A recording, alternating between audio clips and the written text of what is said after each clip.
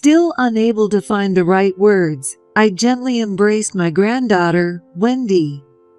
"I'm sorry, your mom is."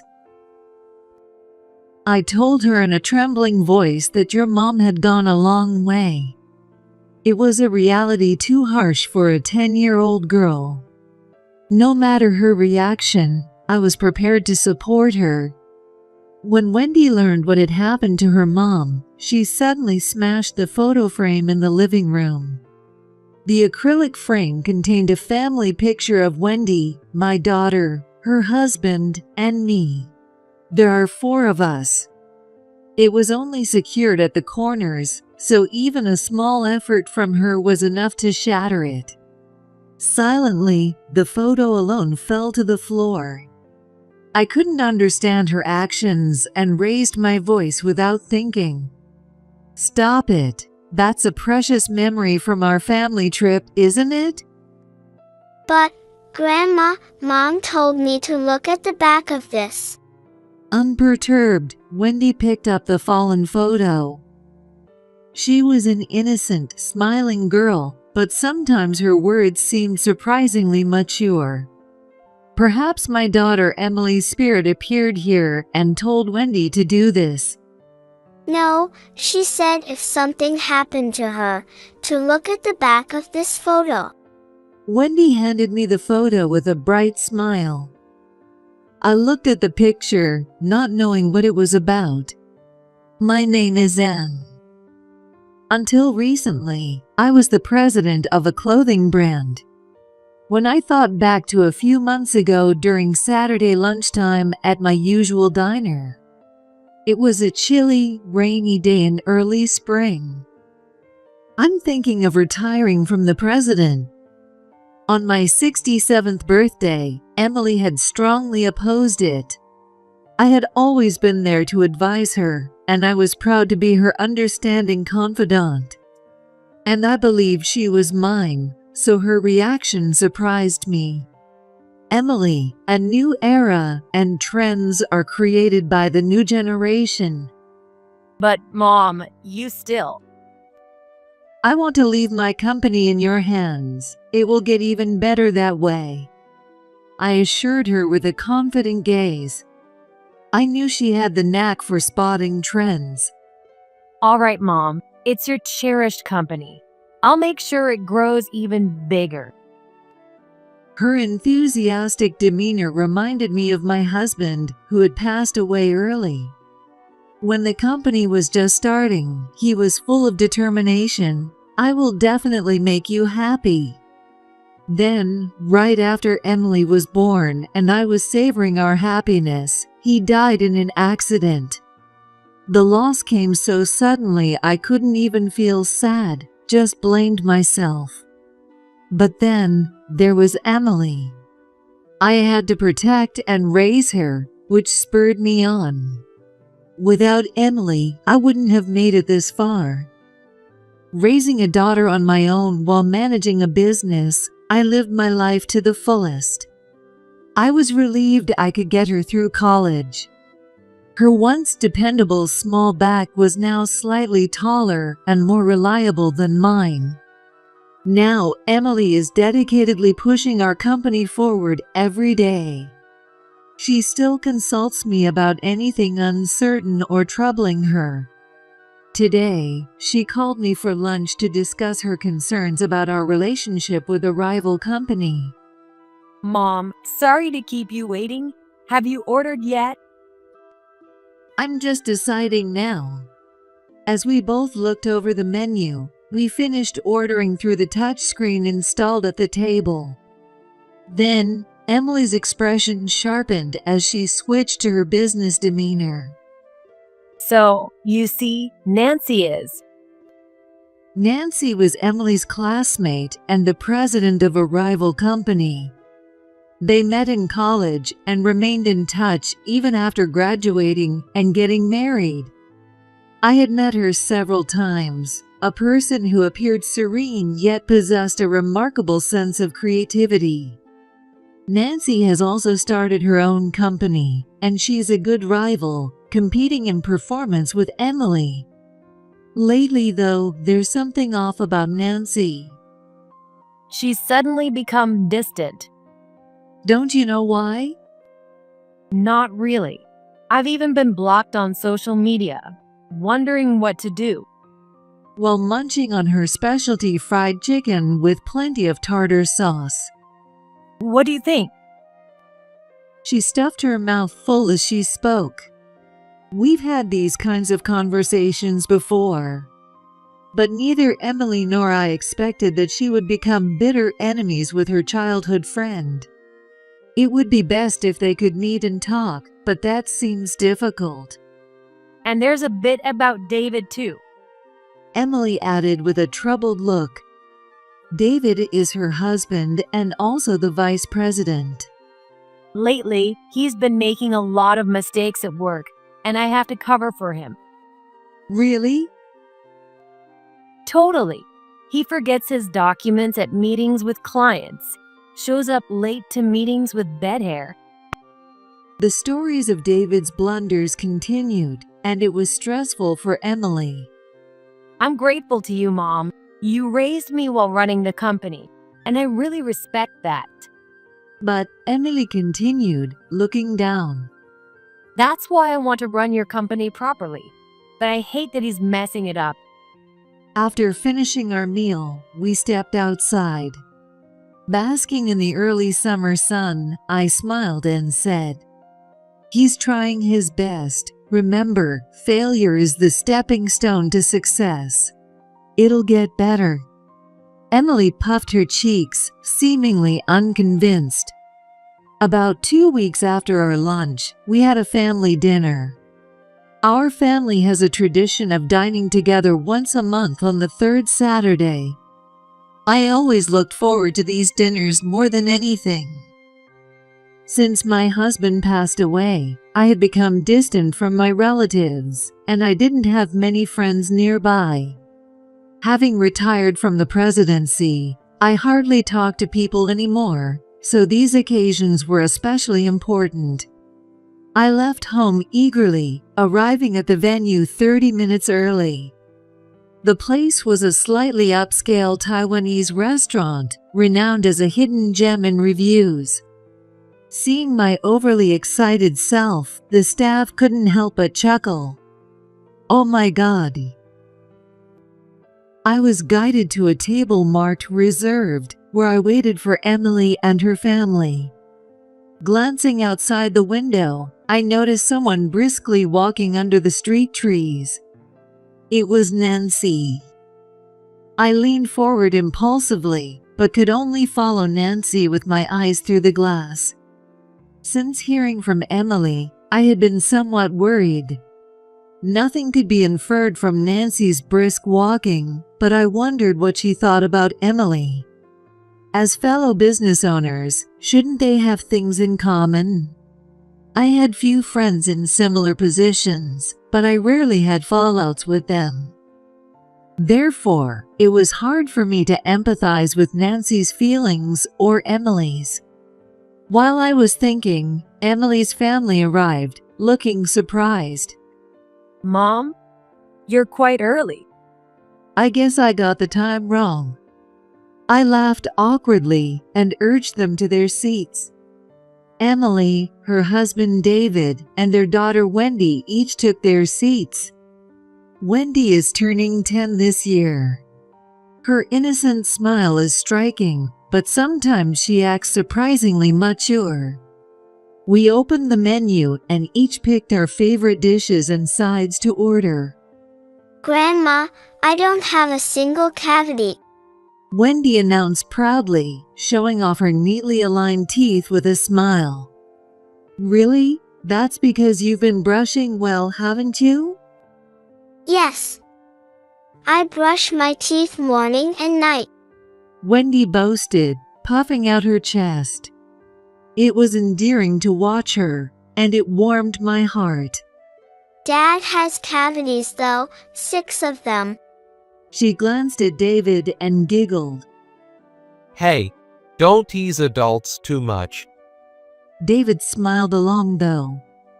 I had heard he'd been making some mistakes at work and wondered if he might be feeling down. But he seemed cheerful throughout. And there was no sign of trouble between him and Emily. They were chatting happily. Dad, you should brush properly too. I do. I even use an electric toothbrush. Their light-hearted banter brought smiles to all three, making it a joyful family moment. Maybe Emily's concerns weren't as serious as I thought. Soon after, our food arrived. The table was set with dishes for 4, along with various other dishes. Eat up, everyone.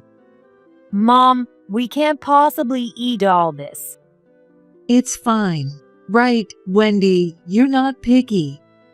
I don't like bell peppers. Does this have bell peppers in it? Wendy peered suspiciously as David laughed. If there are, I'll eat them. But you don't like bell peppers either. I know. Called out by his daughter, David and Emily both burst into laughter, revealing a side of him I hadn't seen. No, that's not true. David chuckled sheepishly and began eating his noodle.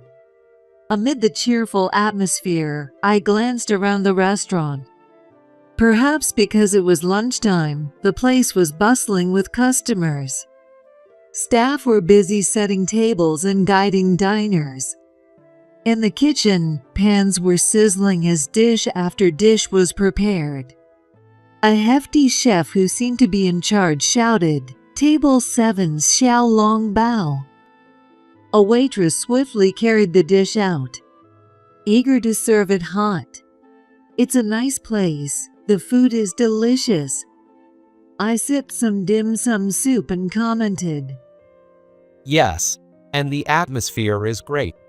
But still, I think my wife's cooking is the best.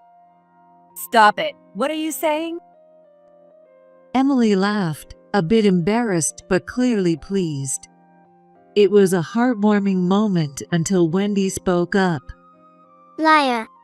What? In an instant, the adults froze. The bustle of the restaurant seemed to fade away, and an eerie silence fell over us. The 3 adults stared at Wendy. Wendy, what did you just say? While forcing a smile, I asked Wendy, I said Dad was a liar because Dad always leaves Mom's cooking. No, that's not it. It's because I snack too much before dinner. Wendy looked at me skeptically as I awkwardly tried to explain. But her expression quickly changed back to one of innocence, and she burst into laughter. Really? Dad, that's not good. That's right. Wendy's been patient. From now on, no snacks for Dad. Oh, come on. That's not fair. Laughter filled the air, and the 3 of us were smiling again. Before we knew it, the sounds around us became audible again, and the lively atmosphere seemed to return. After dessert, which was almond jelly, we ended our meal without incident. As we were leaving, I lingered a bit to say goodbye to Emily's family. Grandma, thanks for the dinner today. Bye-bye. See you, Wendy. She waved her little hand vigorously and ran off in the opposite direction I was going. What was with Wendy I saw today? Both Emily and David just laughed it off, saying, "She's always like that," which also worried me. Mom, see you next month. We'll treat you next time.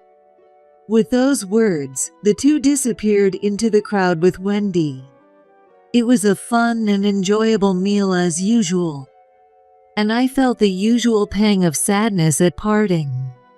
But something nagging at me felt like a splinter had formed. Although Emily and I said, "See you next month," it was unexpectedly betrayed. Just a few days after our meal, Emily was in a car accident. I rushed to the hospital, but it was too late. She was only 38. I can't believe it. Why? Emily lay on the hospital bed, her eyes firmly closed. David had come out to the hallway soon after arriving, and I could hear his sobs, which were not my imagination. Both David and I were engulfed in grief and could not speak for a while. David, who regained his composure first, came up to me with a tear-streaked face. I'm sorry, I have a meeting soon. Could you pick up Wendy for me? Oh, you have a meeting. And I think I'll be busy and away from home for a while, so I'd like you to take care of Wendy. I simply replied, okay, and watched David leave. The suddenness of it all left me in a daze. Unlike David, I wasn't strong enough to act immediately after losing a loved one. The days I spent with my daughter flashed through my mind in an instant, almost missing Wendy in them. Wendy should be getting out of school about now, and she doesn't know about this yet. How should I tell her about her mom's death? I headed to Emily's house. Using the spare key from the mailbox to enter, I started preparing to take care of Wendy. Soon after, Wendy came home. Grandma. She must have sensed something from seeing me. Dropping her pastel-colored backpack in the living room, she came closer. The innocent smile that was so characteristic was gone, and she looked at me curiously. Still unable to find the right words, I gently embraced Wendy. Wendy, I'm sorry. Your mom well. I told her in a trembling voice that your mom had gone a long way. It was a reality too harsh for a 10-year-old girl. No matter her reaction, I was ready to support her. However, Wendy slipped out of my arms and picked up a photo frame displayed in the living room. The acrylic frame contained a family picture of Wendy, my daughter, her husband, and me.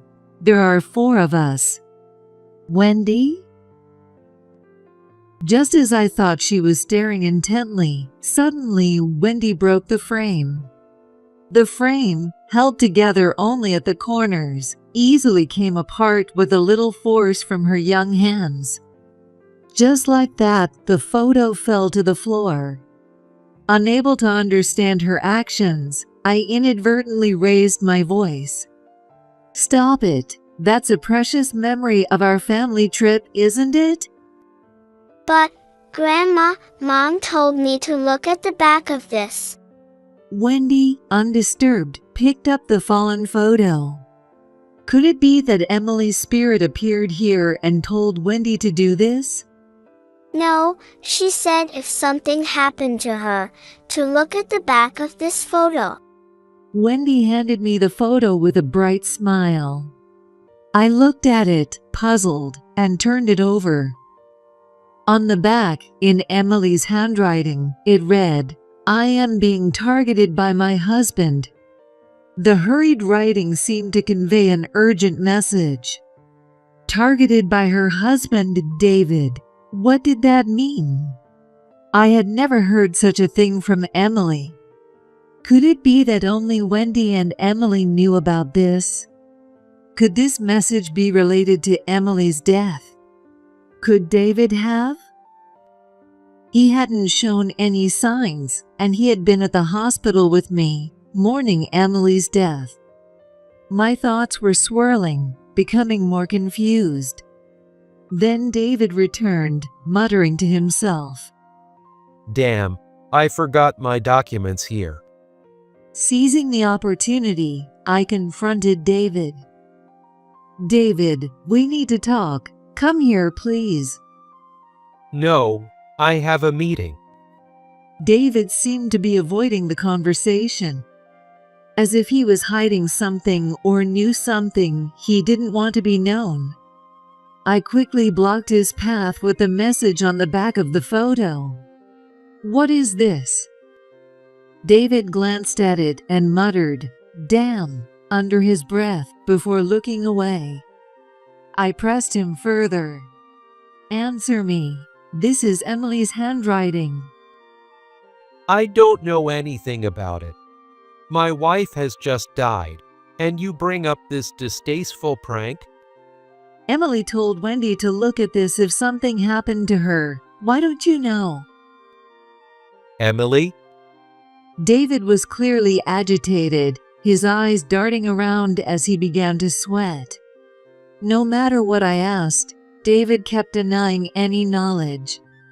Then Wendy quietly added, It makes sense that Dad wouldn't know. Mom and Dad never talked about anything at home. Wendy, stop it. Mom said it was pointless to talk to Dad. He never listened to her anyway. But when we met last time, you two seemed to be getting along well." That was just trying not to worry you, Grandma. That's why they pretended to get along. Wendy, stop talking nonsense. It's the truth.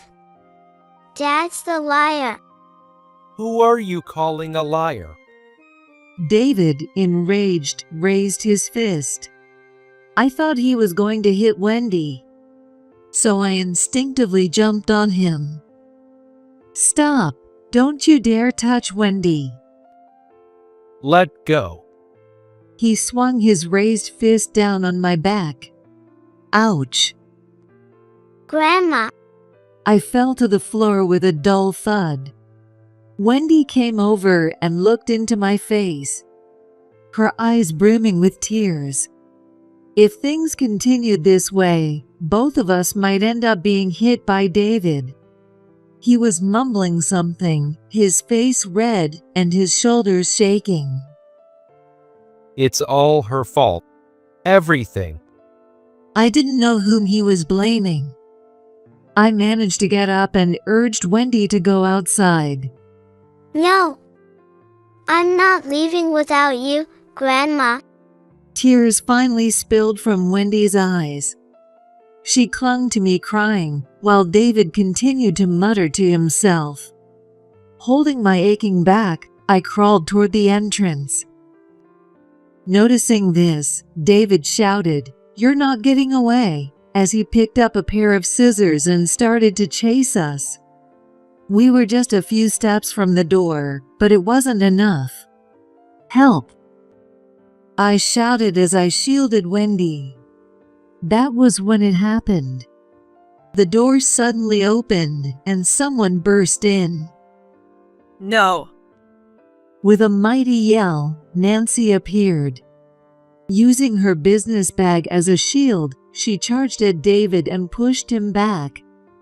David stumbled and fell to the floor. Nancy then pinned his arm behind his back and held him down on the floor. Give it up.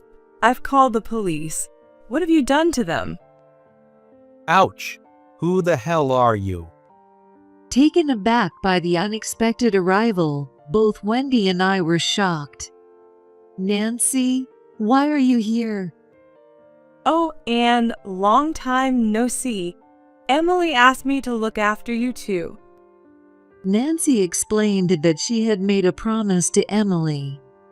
It was when Nancy's company was struggling, and she had consulted Emily about management strategies.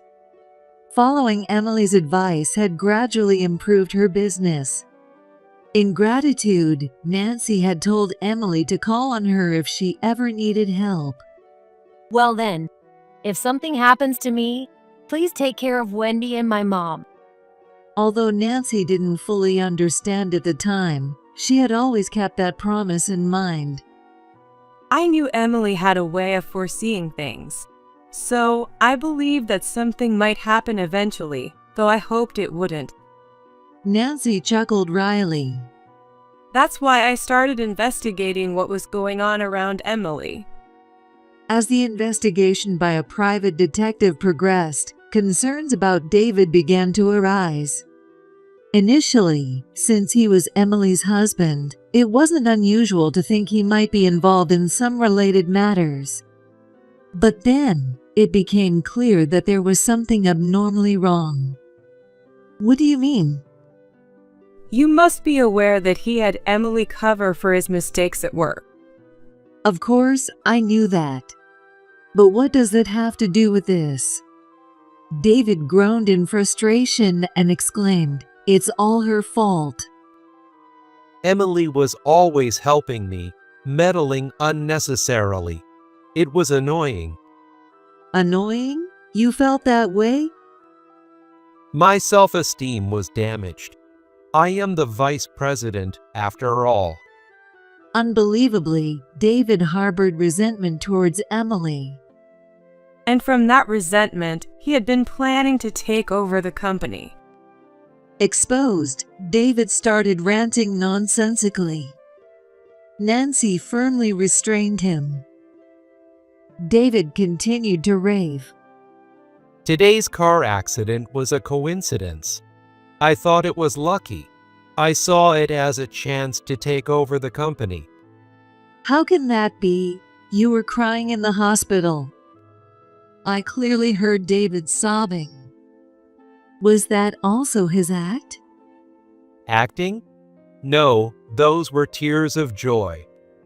Far from mourning Emily's death, he was internally delighted at the opportunity to take over the company and cried tears for that reason. David's nature was utterly twisted. I was too shocked to speak, but Wendy clearly stated, He's the worst. He's not my dad. Just then, the sound of a police car arriving could be heard. Through the open front door, a robust police officer entered, followed by a slender middle-aged officer for support. David was subdued by the robust officer and dragged away. Beside that, we explained the situation to the middle-aged officer. By the way, Nancy, that was quite the charge. Well, I did karate as a kid. Shortly after, the police officer cautioned her, "Please avoid dangerous actions." Wendy and I ended up living together. Emily's funeral received condolence messages from business associates and her friends, and Nancy also attended the ceremony.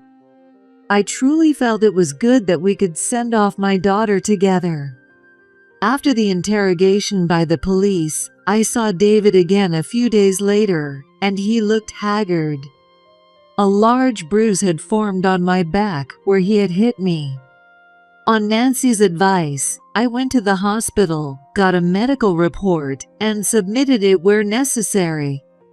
Whether it was because of that or not, David was eventually convicted of assault. I imagine he's in prison now. I decided to legally adopt Wendy and raise her myself. With everything that happened, I felt drained of both physical and mental energy. But I can't afford to fall apart for Wendy's sake. I must protect this child left by Emily. I'll try to hang in there a little longer. I whispered to myself as I watched Wendy's sleeping face. After the funeral, Nancy invited me for tea, and we went to a chic cafe near the station. There, Nancy confessed that she hadn't genuinely disliked Emily. Embarrassing to admit, but I was jealous of Emily. Jealous? Why? I realized that no matter how hard I tried, I could never beat Emily. Nancy confessed after discussing business strategies, which confirmed her feelings. I was jealous and frustrated, and I ended up blocking her on social media to distance myself. She continued, taking a sip of her latte before adding, But really, deep down I respected Emily.